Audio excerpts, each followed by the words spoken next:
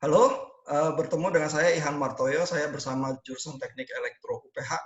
Kita hari ini akan ngobrol-ngobrol dengan beberapa staf dosen pengajar dari Fakultas Sains dan Teknologi UPH. Saya bersama Bapak Erik Jobiliong, beliau dekan dari Fakultas Sains dan Teknologi. Saya juga bersama Bu Asti Sanjaya, dosen dari jurusan biologi, dan Bu Jessica Novia dari jurusan farmasi. Selamat siang, Bapak Ibu. Selamat siang, Pak. Siang, Pak Ihan. Selamat siang. Ya, jadi kita hari ini bakal ngobrolin bagaimana kita menjalankan online education di UPH selama pandemi, begitu ya. Sebenarnya kan UPH itu sudah belasan tahun punya platform Moodle, itu learning management system yang dipakai paling banyak di dunia untuk e-learning, begitu ya. Tapi memang kita di UPH kan mengutamakan kualitas pendidikan ya, sehingga platform kita itu memang tidak diwajibkan untuk dipakai dosen, tapi banyak juga dosen yang memakai bahkan sebelum pandemi gitu ya. Nah, tapi begitu move ke zaman pandemi ini kan semua terpaksa online ya, sehingga kita punya banyak pengalaman yang bisa kita ceritakan ya, bagaimana meramu alat-alat untuk pendidikan, lalu bagaimana mahasiswa merasakannya. Mungkin kita bisa saling sharing pengalaman apa yang kita dapatkan selama masa pandemi ini. Saya mulai dari Bu Asti ya, dari biologi Bu. Gimana pengalamannya Bu? Gampang-gampang susah ya, Pak. Jadi ada beberapa bagian yang sebenarnya bisa kita akalin dengan online dan berjalan dengan optimal. Misalkan tatap muka yang sebenarnya perlunya mereka hanya melihat slide gitu, lalu kita diskusi. Nah, kita kan punya beberapa platform kayak Microsoft Teams gitu. Tapi di sisi lain, biologi ini kan banyak praktikum, Pak. Nah, praktikumnya itu yang sebenarnya kita masih nggak tahu gimana sih cara untuk menggantikan pelajaran dan lab skill itu kepada online gitu. Jadi mungkin saya juga minta masukannya nih untuk nanti kan semester mungkin akselerasi atau selanjutnya kalau sampai masih online kita harus gimana gitu. Iya, jadi tadi disebut salah satu alat yang dipakai juga Microsoft Teams ya. Alat-alat apa aja Bu yang selama ini di dalam experience Bu Asti berguna? Mungkin Zoom gitu ya Pak, Zoom sama Microsoft Teams. Microsoft Teams sih beberapa dosen yang lain pakai, kalau saya lebih pilih Zoom sebenarnya. Oh, Oke. Zoom-nya dipakai buat meeting begitu ya? Iya, dan saya ujian lisan juga sih pakai Zoom. Oh, ujian lisan itu gimana Bu dipraktekinnya? Jadi kan kita mikir kalau kita pakai ujian tertulis atau apa, mahasiswa mungkin ada aja lah akalnya gitu ya. Jadi kita supaya sekarang bukan hanya hafalan, tapi lebih lebih untuk mereka tuh ngerti nggak sih materinya. Jadi ya udah kita kasih soal esai ke mereka, terus mereka suruh cerita aja ke kita gitu. Itu satu persatu mereka cerita dikasih waktu tertentu atau rame-rame satu kelas terus ujian bersama atau gimana Bu? Oh, satu-satu Pak. Jadi kita ada grup nih, ada grup di WA atau di Line. Terus saya kasih, oke, jadi urutannya seperti ini, nanti satu persatu masuk gitu. Satu masuk, satu keluar, satu masuk, satu keluar. Satu masuk, ujian selesai, dipersilakan keluar, begitu seterusnya gitu ya. Itu makan waktu banyak nggak, Bu? Lumayan sih, Pak. Jadi ya kemarin tuh sebenarnya kalau di planning itu bisa 6 jam sebenarnya. 6 jam ya? Untuk tapi satu mata kuliah ya? satu mata kuliah. Tapi ternyata pelaksanaannya bisa lebih cepat sih, sekitar 3-4 jam, karena ternyata nggak semua mahasiswa bisa menjawab juga. Jadi ada yang cerita panjang lebar, ada yang cuman ya sedikit terus sudah nyerah gitu kan, jadi lebih cepat. Oh, kalau nyerah lebih cepat ya? Iya. Oke. Ini ujian lisan menarik juga nih prakteknya. Thank you Bu Asti. Bu Jessica, gimana Bu pengalamannya selama online education di pandemi Bu? Sebenarnya sama ya kayak Astia. Kayak kalau misalnya di farmasi kan kita ada praktikum juga, itu yang sebenarnya susah untuk dipindahkan ke kelas di online. Jadi kemarin itu kita ada praktikum, mau nggak mau karena di farmasi itu praktikum peracikan itu kan yang paling utama. Dan kita harus ganti ke online. Akhirnya kita para dosen yang praktikum, kita videoin, setidaknya mahasiswa tahu langkah-langkahnya seperti apa, nggak cuma berupa tulisan, kita rekam, terus kita berikan kepada mahasiswa. Gitu. Untuk yang praktikum, sementara kemarin kita sistemnya seperti itu, yang untuk praktikum peracikan. Kalau misalnya praktikum yang lain, mau nggak mau kita lebih ke mempelajari jurnal, kemudian melihat metode-metode di jurnal tersebut terkait dengan praktikum yang berkaitan seperti itu. Tapi kalau untuk tatap muka sebenarnya tidak ada masalah. Jadi kami dari D3 Farmasi itu banyak menggunakan Moodle, kemudian Teams dan Zoom seperti itu. Oh, oke. Tapi berarti kalau praktikum dosennya yang praktikum ya Bu ya? Mahasiswanya nonton praktikum. Jadi mereka ada gambaran, karena kalau misalnya kita pakai video di YouTube itu kan tidak full memang dari kita, karena kan kalau peracikan itu resepnya masing-masing berbeda-beda, takutnya nanti mereka nggak ada punya gambaran, kita kasih resepnya apa, terus kita kasih video yang berbeda, kita bilang oh intinya kerjanya seperti itu, kan mereka nggak ada gambaran. Jadi kemarin dosennya yang praktikum terus kita videoin, kita kirimkan ke mahasiswa. Tapi mahasiswa misalnya melakukan praktikumnya sendiri di rumah lalu kirim video mereka, itu nggak mungkin ya Bu ya? Nggak mungkin, karena bahan-bahannya yang mereka nggak ada, Pak. Oh, oke. Iya. Dan kan kita harus pakai mortar sama alunya. Nah, itu mungkin mereka nggak punya masing-masing kan? Iya. Iya. Ulekan. Harusnya pakai punya mamanya ya, orang tuanya yang di dapur. Iya.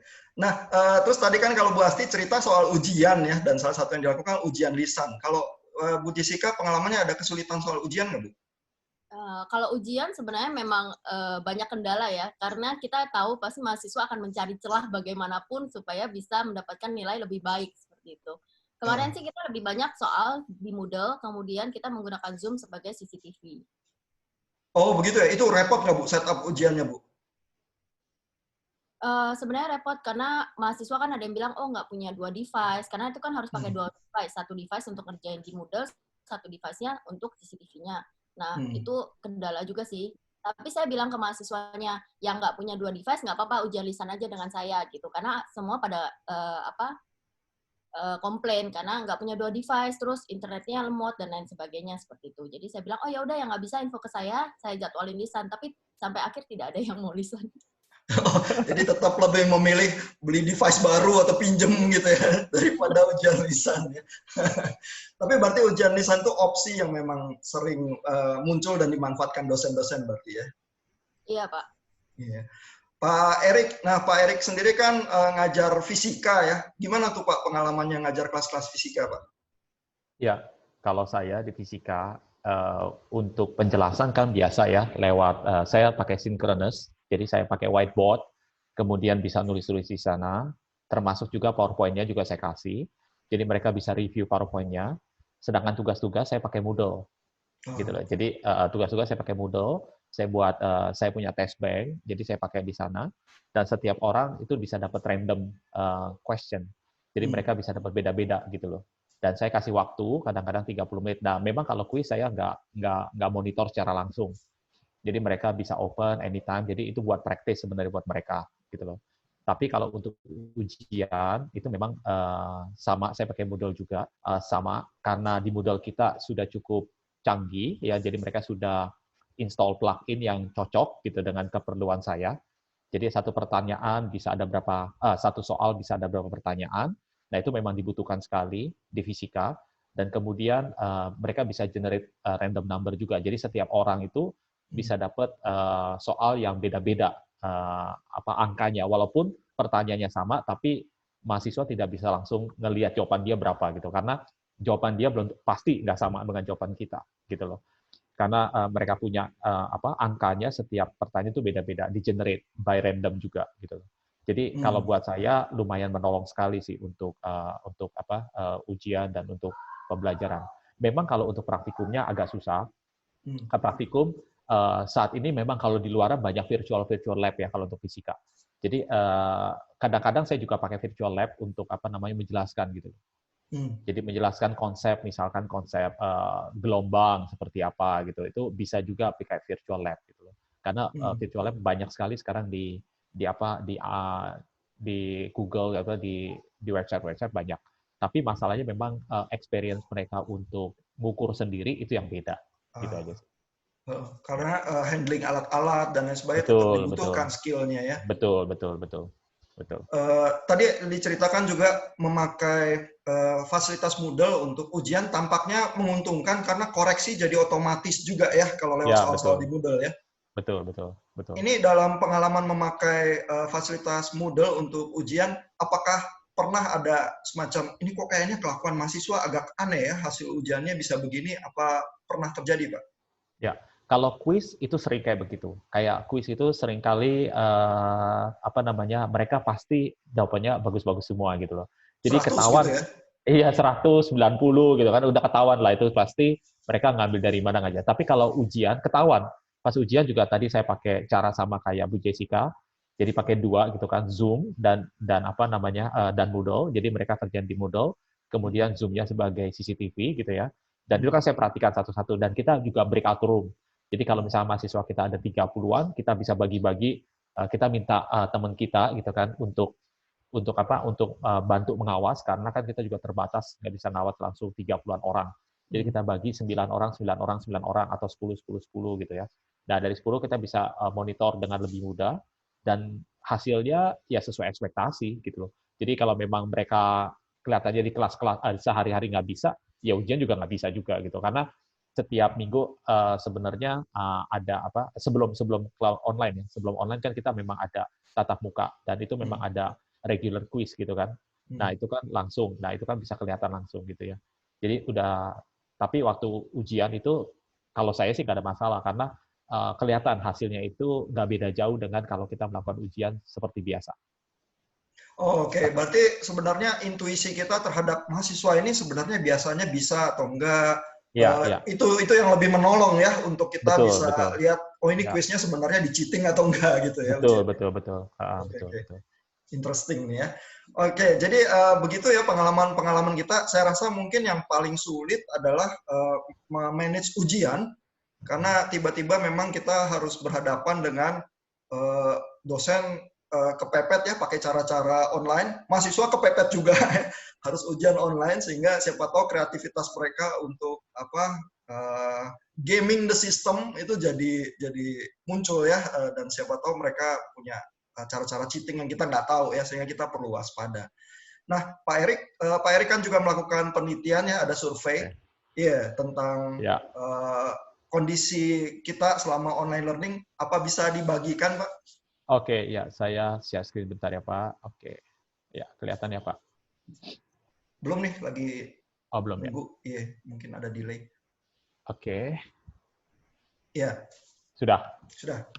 Oke, jadi ini mengenai apa? Kami melakukan survei ya di fakultas kami. Jadi kami minta pendapat atau feedback dari dosen-dosen di fakultas kami, gitu ya. Jadi bagaimana dengan online learning ini, gitu ya. Pada intinya kami pengen tahu, gitu kan, pengen tahu bagaimana dengan adanya online learning kesiapan ataupun seperti apa ya, bagaimana kita adaptasi dengan online learning yang dalam waktu mungkin kepepet juga, gitu. Jadi kurang lebih hasilnya seperti ini. Profil responden kita tuh ada 80 orang, gitu ya, 80 orang, sorry sebentar, 80 dosen. Bentar saya balik dulu. Ya, di mana dosen tetap itu sekitar 59% yang mengisi. Ya, jadi dosen tidak tetap 32%, sedangkan dosen 9%. Kenapa kami butuh asisten dosen? Mungkin kita lihat asisten dosen itu kan yang masih muda juga, jadi mungkin pengen lihat apakah mereka lebih adaptasi dengan teknologi lebih cepat atau enggak gitu ya. Terus ini pertanyaan-pertanyaan yang beberapa yang kami tanyakan gitu. Apakah mahasiswa itu lebih mengerti isi kuliah yang disampaikan secara online? Bagaimana pendapat Bapak Ibu dosen? Sebagian besar jawab netral gitu ya. Jadi tidak berani jawab bahwa mereka lebih ngerti atau tidak lebih ngerti.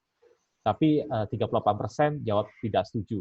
Yang 15% aja yang jawab bahwa mahasiswa itu lebih ngerti dalam penyampaian kuliah secara online. Kemudian untuk hambatan, ini hambatan juga nih. Apa sih hambatannya sebenarnya? Yang paling utama sebenarnya adalah koneksi internet. Ya kita tahu lah koneksi internet mungkin kita masih kurang stabil ya. Apalagi dengan semuanya work from home, beban internet juga makin besar, walaupun pakai provider apapun tetap aja kurang begitu baik. Jadi sebagian besar tuh masalahnya masih koneksi internet. Masalah kedua yang terbesar adalah ini, penggunaan teknologi. Karena tadi saya bilang, kita switch adaptasi itu dalam waktu mungkin ya 2 minggu, 3 minggu ini, kita dituntut untuk bagaimana mengadaptasi cara ngajar kita yang tradisional, kemudian memanfaatkan secara teknologi. Itu agak susah. Jadi sebagian besar masih struggle menggunakan teknologi ini. Kalau sebagian yang besar yang sudah biasanya itu nggak ada masalah. Jadi dosen-dosen kita juga mungkin karena kita dosen engineering, jadi ketiga mungkin ya nggak ada masalah sih sebenarnya gitu. Jadi kita oke-oke aja. Kemudian mungkin alat pendukung, karena mungkin sebagian besar juga mengenai laptop ataupun gadget yang masih kurang.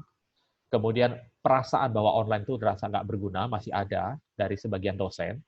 Kemudian karena kita masih menggunakan Zoom, basic yang limited time, gitu kan masih ada ini masalah.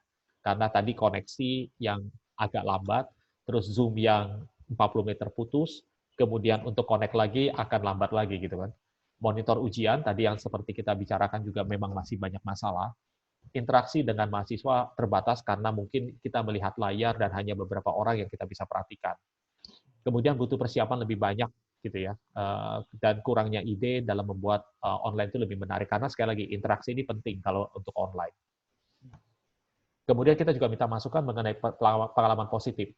Jadi pengalaman positif sebagian besar sih menganggap bahwa mahasiswa lebih sering masuk, aktif dan bertanya. Mungkin sering masuk karena anak-anak mahasiswa baru bangun pun bahkan sebelum mandi mereka bisa join langsung gitu kan, walau mereka terlambat bangun gitu kan. Jadi nggak ada masalah. Jadi mereka yang malas juga biasanya oke lah, nggak ada kerjaan juga di rumah. Mungkin mereka langsung masuk gitu kan. Terus belajar banyak teknologi yang baru. Nah ini sekali lagi banyak dari kita itu melek teknologi, ternyata banyak sekali teknologi yang bisa kita manfaatkan untuk online learning ini.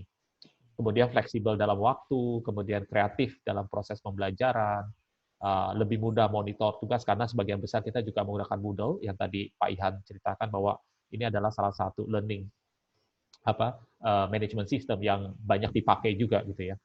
Itu sangat menolong untuk memonitor bahwa aktivitas mahasiswa kita juga selama online learning itu bisa dipantau semua.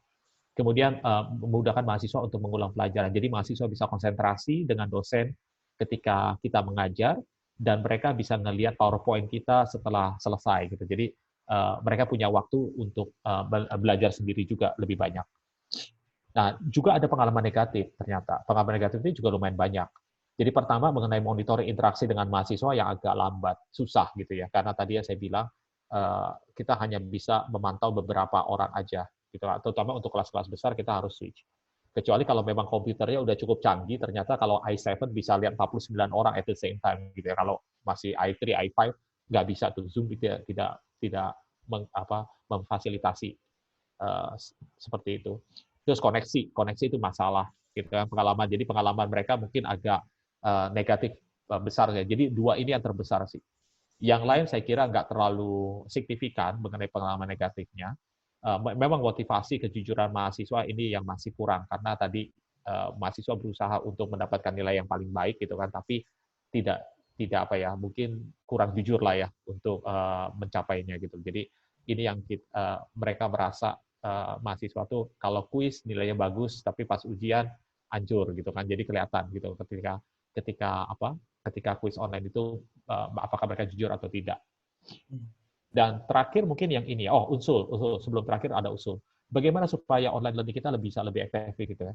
Pertama mungkin karena tadi masalah penggunaan teknologi, jadi dosen-dosen merasa perlu adanya training, baik untuk pemula maupun yang lebih advance.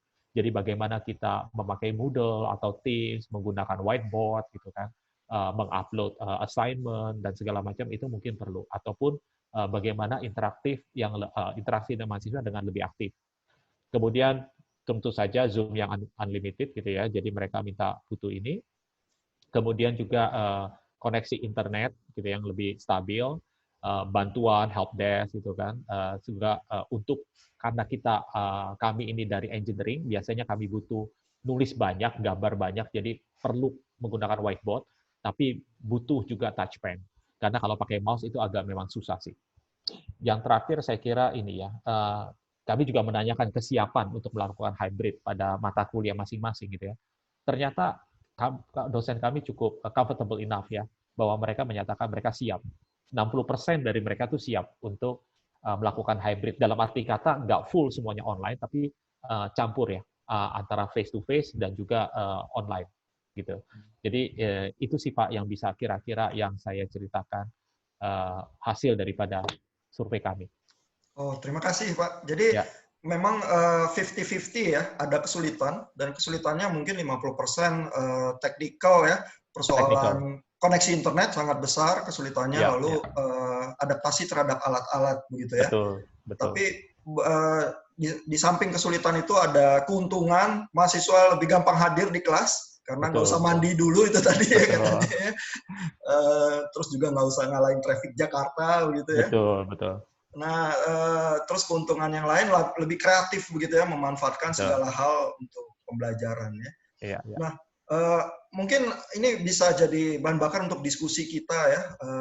Misalnya dari tadi experience kita melakukan online education yang paling sulit buat kita karena kita sains dan teknologi itu persoalan lab ya, terutama lab basah ya.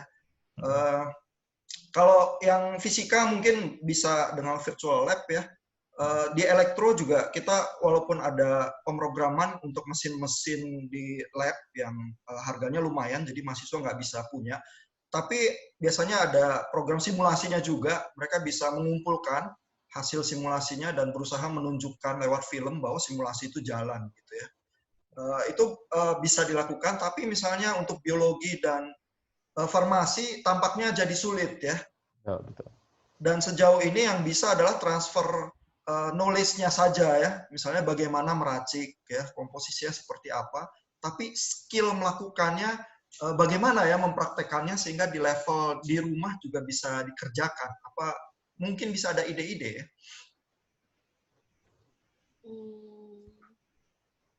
Sebenarnya kalau misalnya praktikum kendalanya lebih kayak alat dan bahannya sih Pak. Iya. Kayak bahan kan untuk kita beli aja kita harus pengajuan, terus harus ada surat pengajuannya dari suatu institusi. Jadi bahan-bahan itu, terutama bahan-bahan kimia itu tidak disalahgunakan seperti itu. Jadi kalau misalnya mahasiswa untuk beli perorangan itu sepertinya akan sulit seperti itu. Sebenarnya lebih ke pengadaan alat dan bahan sih Pak.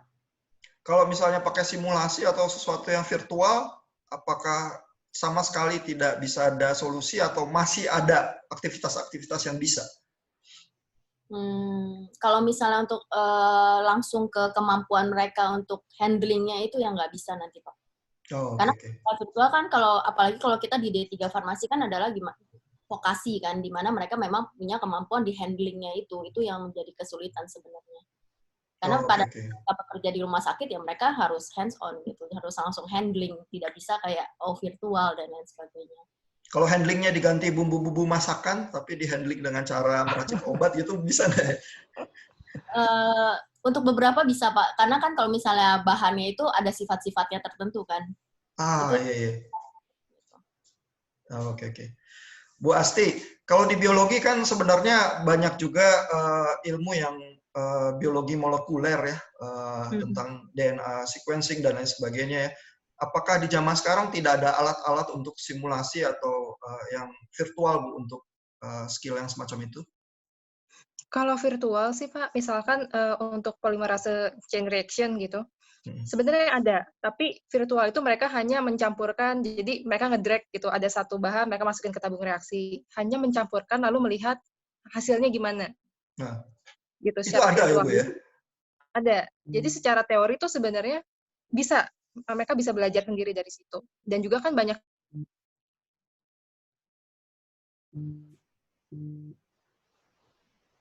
Iya, nih koneksi saya kurang gitu stabil nih penjelasannya Bu Asti. Frozen di tempat saya.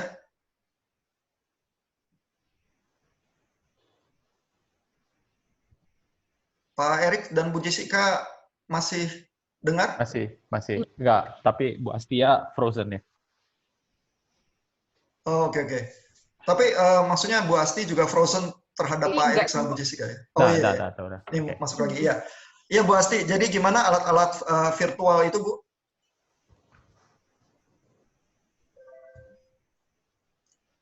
Ya, jadi kalau virtual itu sebenarnya mereka hanya hanya mencampurkan, jadi kayak ada gambar tabung reaksi, terus ada beberapa bahan, mereka hanya mencampurkan bahan-bahan tersebut ke tabung reaksi yang sama, lalu dilihat hasilnya gimana. Oh gitu. Iya. Dan mencampurkannya ya pakai klik mouse begitu ya, jadi sebenarnya keterampilan mereka mencampur atau apa itu juga tidak terlalu bisa dilatih begitu ya? Iya, betul tuh Pak. Ya, jadi memang ada batas-batas ya, di mana kita nggak bisa keluar dari lab basah yang memang kita harus lakukan untuk pendidikan sains dan teknologi gitu ya. Kalau melihat hasil survei kita yang tadi dipresentasikan oleh Pak Erik, ada komentar kita mesti ke arah mana, karena tampaknya COVID pandemi ini masih bisa panjang. Optimisme kita cukup tinggi ya, 60% dosen-dosen itu siap ya. Tapi karena kita ada chance untuk merencanakan silabus kita dengan baik dari awal, bahwa ini akan online dari awal begitu ya. Mungkin ada kiat-kiat tertentu yang bisa kita pikirkan untuk perencanaan ke depan. Ya, kalau menurut saya sih ada beberapa hal, Pak ya. Mungkin pertama adalah kesiapan dari dosen itu adalah salah satu modal gitu ya.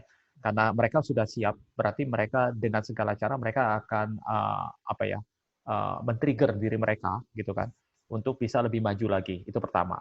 Yang kedua, jelas kita juga sudah ada dukungan dari universitas gitu kan. Tinggal ditingkatkan. Jadi seperti kemarin ini kan Moodle kita udah cukup baik gitu kan. Ada plugin-plugin yang memang cocok gitu kan untuk kita bisa pakai. Terus kemudian mereka juga akan menambahkan plugin bagaimana memonitor ujian gitu kan. Itu mereka juga sedang mengusahakan gitu kan. Kemudian juga dukungan-dukungan seperti mengintegrasi dari kita punya 2 sistem gitu kan, antara Moodle mungkin OPCS itu juga terus dilakukan gitu kan. Jadi kita tidak perlu kerja 2 kali istilahnya gitu. Nah, ini adalah dukungan-dukungan yang saya pikir sangat dibutuhkan juga ya untuk para dosen gitu kan. Selain daripada kemauan dari mereka juga untuk melatih dirinya. Dan dengan adanya hybrid sebenarnya kita juga semakin terbuka sih kalau menurut saya, bahwa kita tuh mengajar itu tidak hanya satu cara gitu loh. Dengan cara yang cuma konvensional, face to face dan menggunakan papan tulis dan kapur atau spidol gitu kan. Tapi kita bisa lakukan dengan berbagai cara.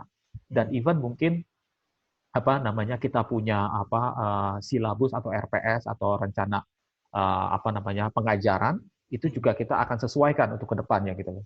Jadi bagaimana kita mengintegrasi antara online dan tatap muka. Walaupun tadi kita sudah setuju bahwa kita nggak mungkin full semuanya online, terutama untuk mata kuliah yang perlu hands-on gitu kan.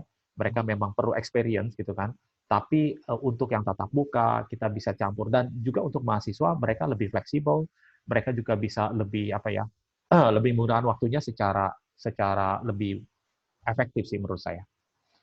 Iya.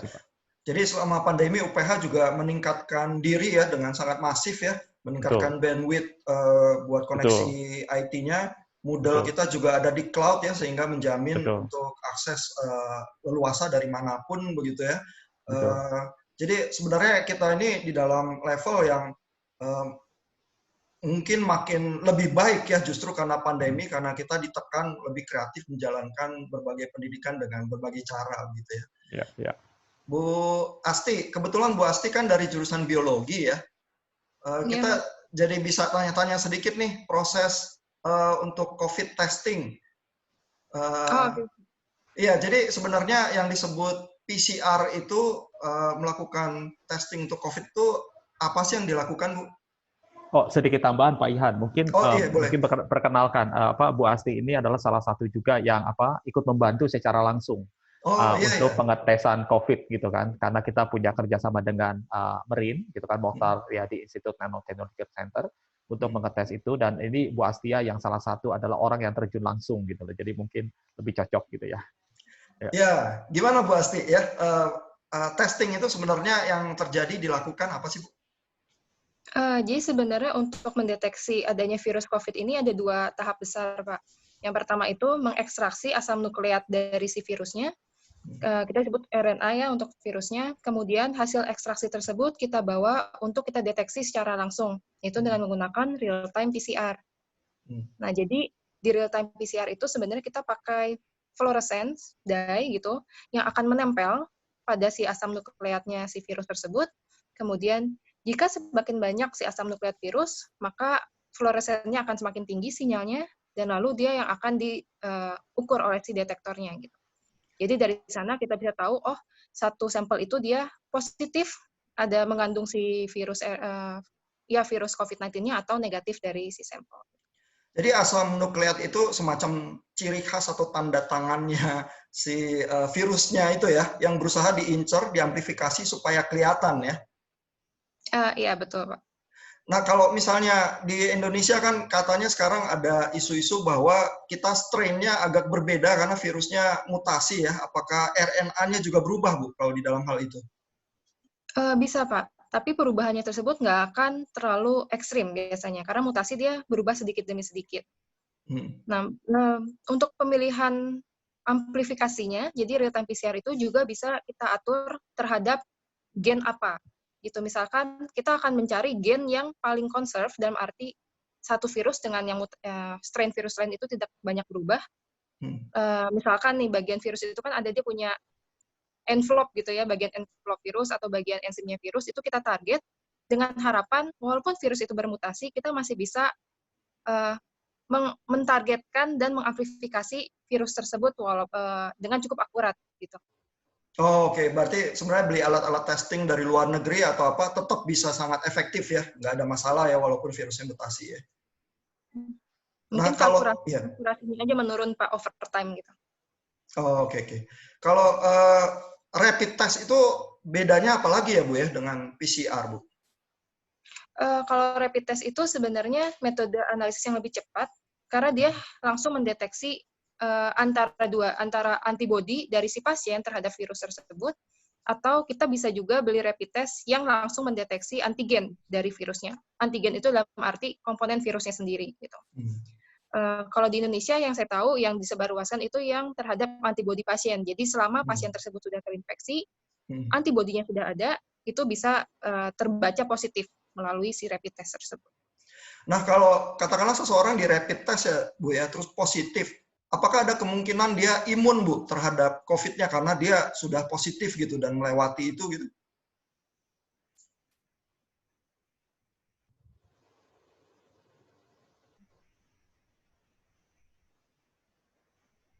Ya, di saya frozen lagi nih, Bu Asti. Kita tunggu. Ya.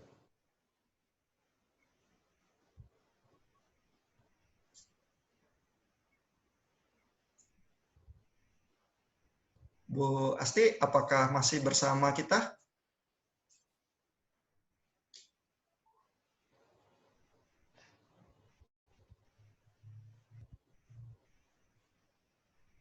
Bu Asti, masih bersama kita kah?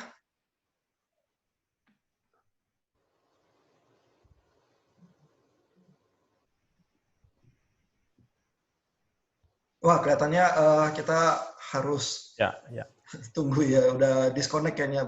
Bu Asti, udah balik lagi bersama kita?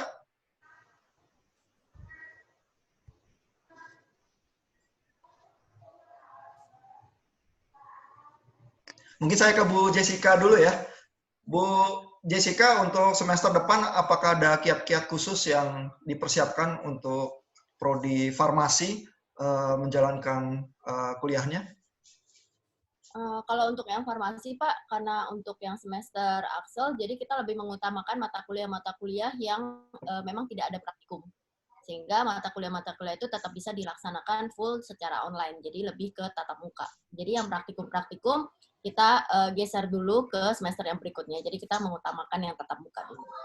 Oh ya, tampaknya itu lebih baik ya, karena mungkin di atas bulan Juli mungkin kondisi kita sudah bisa ada yang lebih menguntungkan ya. Ya, karena kalau kita memaksakan untuk yang praktikum kita masukin, nanti kendalanya mahasiswa jadi tidak mendapatkan ilmu dalam mereka menghandling praktikum itu sendiri. Iya. Bu Asti, apakah sudah bergabung lagi bersama kita? Iya, mohon maaf Pak. Ini problem nyata koneksi internet ternyata. Iya. Kita nggak akan sebut mereknya Bu di sini Bu. Tapi tadi kita lagi seru nanya soal rapid test Bu ya. Kalau tesnya antibody terus ternyata positif ya, apakah itu ada kemungkinan berarti orangnya kalau dia sehat-sehat saja tapi positif, ada kemungkinan dia imun Bu terhadap COVID-nya? Kalau istilah imun itu sedikit sekarang agak dipertanyakan nih Pak, soalnya banyak kasus di mana orang yang sudah terinfeksi, kemudian dia terinfeksi lagi. Jadi kita nggak bisa bilang dia imun, tapi yang pasti kita bisa yakin kalau dia pernah terinfeksi oleh COVID-19 dan mungkin ada dua juga. Jadi dia terinfeksi dan masih aktif terinfeksi atau sebenarnya infeksinya sudah hilang gitu, dia sudah sembuh. Oh, dari hasil rapid testnya yang antibody bisa kelihatan ya Bu ya, yang mana ya, walaupun positif, yang masih sakit atau yang sudah sembuh itu bisa kelihatan ya Bu ya? Enggak juga Pak. Jadi tetap ada dua. Jadi antibody itu ada dua juga. Antibody yang muncul pertama kali di awal infeksi dan antibody yang sudah muncul belakangan. Nah, kalau ketika terdeteksi itu antibody yang sudah muncul belakangan, kita bisa bilang, oh dia sudah terinfeksi selama misalkan mungkin 2 minggu atau lebih. Gitu. Nah, dari situ juga kita masih belum tahu nih, sebenarnya dia sudah pasti sembuh nggak sih, atau sudah pasti hilang nggak sih virusnya, kita belum tahu. Jadi makanya beberapa kali, kayaknya mungkin sistem pemerintah ya yang bilang kalau misalnya dia terdeteksi positif rapid test, dia kemudian disarankan untuk tetap melakukan swab PCR. Oh, oke, untuk memastikan ya Bu ya? Iya. Jadi kalau positif ya kita asumsinya sakit, terus kita melakukan protokol kesehatan dan tetap karantina 14 hari dan lain sebagainya, begitu ya Bu ya? Betul Pak.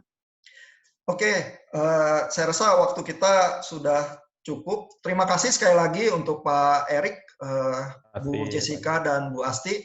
Kita akan ketemu lagi di klip yang lain. Sampai ketemu.